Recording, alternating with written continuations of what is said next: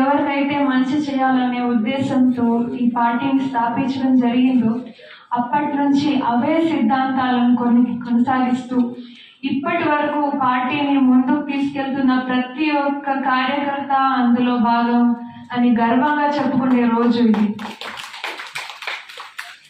ఎన్టీఆర్ గారు భారతదేశంలోనే తెలుగు వారికి ఒక గొప్ప స్థానం కల్పించారు. కానీ తర్వాత మన ప్రియతమ ముఖ్యమంత్రి వర్యులు శ్రీ నారా చంద్రబాబు నాయుడు గారు హైదరాబాద్లో ఐటీ రంగాన్ని తీసుకురావడమే కాకుండా తెలుగు జాతిని ప్రపంచ చరిత్ర పటంలోని తెలుగువాడు అంటే మన ఆంధ్రులకి ఒక గొప్ప స్థానం కల్పించేలా చేసి పెట్టారు.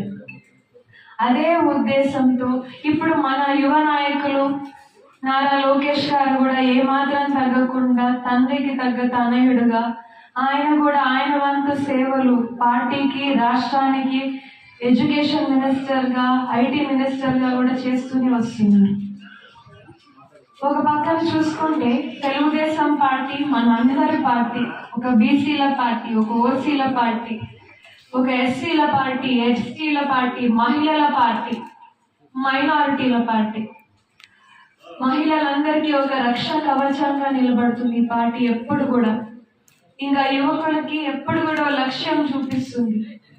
అదేవిధంగా పేదలకి ఒక ధైర్యం నింపుతుంది, రైతులకి ఒక భరోసా ఇచ్చే పార్టీ అని మనం గర్వంగా చెప్పుకోవచ్చు.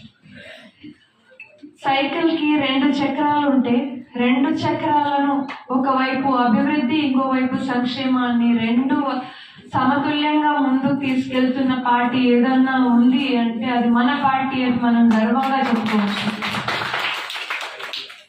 గత 2024 ఎలక్షన్లలో అవతల పార్టీ వాళ్ళు గత 5 సంవత్సరాలు ఎంత మన రాష్ట్రాన్ని ఇబ్బంది పెట్టినప్పటికీ, మన రాష్ట్రానికి ఒక రాజధాని కూడా లేకోకుండా చేసినప్పటికీ, పిల్లలకు కూడా మనం రాజధాని ఏది అంటే చెప్పుకోలేని దుస్థితికి తీసుకురావడంతో పాటుగా 50 సంవత్సరాలు మన రాష్ట్ర పురోగతిని వెనక్కి తీసుకెళ్ళి పోయినప్పటికీ కూడా అన్ని కష్టాలకి, నష్టాలకి 1631 మంది మన రాజధాని కోసం పోరాటం చేసినప్పటికీ మహిళలు,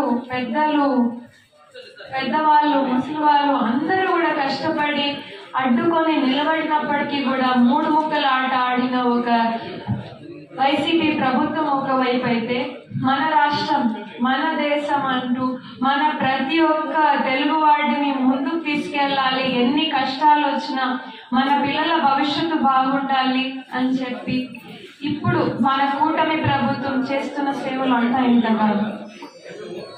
ఒకవైపు 5 రూపాయలకు కేజీ బియ్యం ఇప్పటికీ కూడా ఇస్తున్నాము అంటే 2 రూపాయలకు కేజీ బియ్యం ఇప్పటికీ ఇన్ని సంవత్సరాల తర్వాత ఎన్టీఆర్ గారు ఎప్పుడు స్థాపించారో కానీ అప్పటి నుంచి ఇప్పటికీ ఈ కాలంలో ఇంత ధరలు పెరిగిపోయిన సమయంలో కూడా 2 రూపాయలకి కేజీ బియ్యం ఇవ్వడం, 5 రూపాయలకే పేదవాళ్ళకి భోజనం, 205 అన్న క్యాంటీన్ల ద్వారా ఇవ్వడం, ఇంకా ఎన్టీఆర్ భరోసా పెన్షన్ ని 3000 పెన్షన్ ని 4000 చేయడం, ఇంకా వికలాంగులకి 6000, 10,000, 15,000 పెన్షన్లు చేయడం.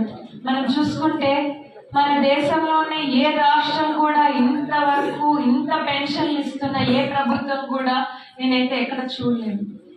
అదేవిధంగా రైతులకి అన్నదాత సుఖీభావ కింద 20,000 ఇవ్వడం, కొత్త సాంకేతికని, టెక్నాలజీని, డ్రిప్పుల్ని, అన్ని విధాలుగా డ్రోన్ టెక్నాలజీస్ ని, స్ప్రింక్లర్స్ ని, కొత్త పరికరాలని కూడా రైతులకు పరిచయం చేస్తున్న ఏకైక ప్రభుత్వం ఏదైనా ఉంది అంటే మన ప్రభుత్వం.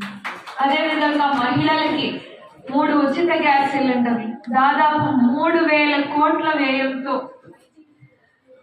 ఇవాళ ప్రతి ఒక్క ఇంటికి దాదాపు 1 కోటి ఇళ్లకి 3 ఉచిత గ్యాస్ సిలిండర్లు ఇవ్వడం, ప్రతి మహిళ తనకి ఎంతమంది పిల్లలు ఉన్నా అందరికీ కూడా ఉచితంగా ఎడ్యుకేషన్ కి హెల్ప్ చేయడం, అంటే దాదాపు 67 లక్షల మంది పిల్లలకి 9,980 కోట్ల రూపాయలతో తల్లికి వందనం అందించడం అంటే సామాన్య విషయం కాదు.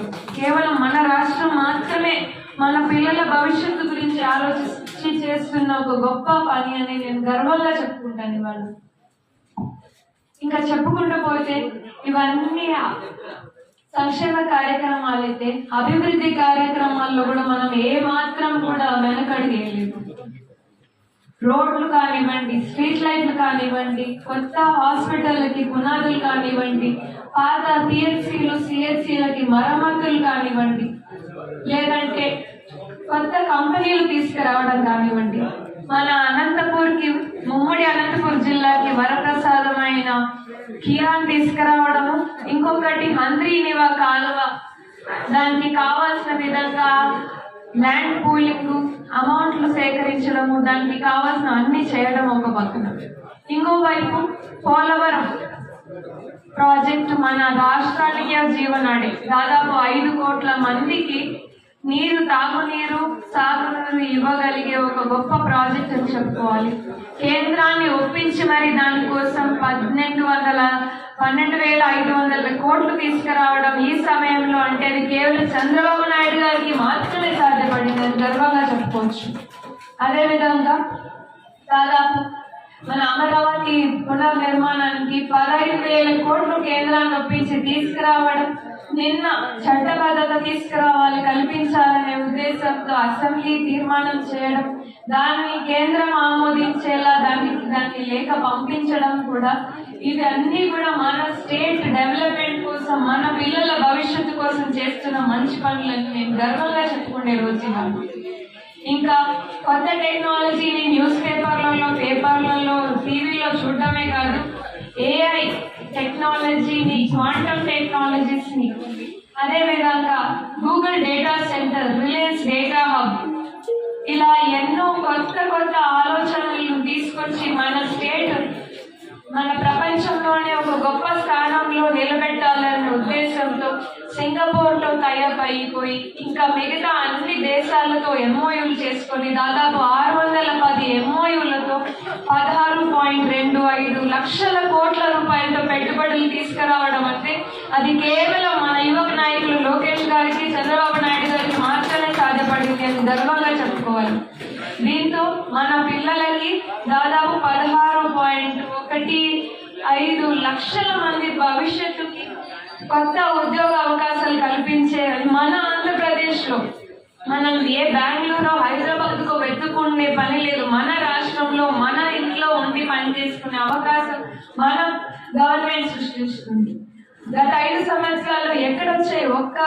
ఒక్క ఉద్యోగ అవకాశం వచ్చిందా? ఒక రోడ్డు వేశారా? మరి ఒక హంద్రీనివా ప్రాజెక్ట్ చేశారా? ఒక చెరువు నింపారా అనేది మనం ప్రశ్నించుకోవాలి. 10 మంది వైసీపీ వాళ్ళు వచ్చి మనల్ని అడిగితే ఏం చేసింది మీ ప్రభుత్వం అంటే ఇవన్నీ చేసింది అని గర్వంగా చెప్పుకునే రోజు ఇది అని మనం గర్వంగా చెప్పుకున్నాం. అందరికీ మళ్ళీ కూడా ఈ ఆవిర్భావ దినోత్సవ శుభాకాంక్షలు తెలియజేసుకుంటూ నమస్కారం.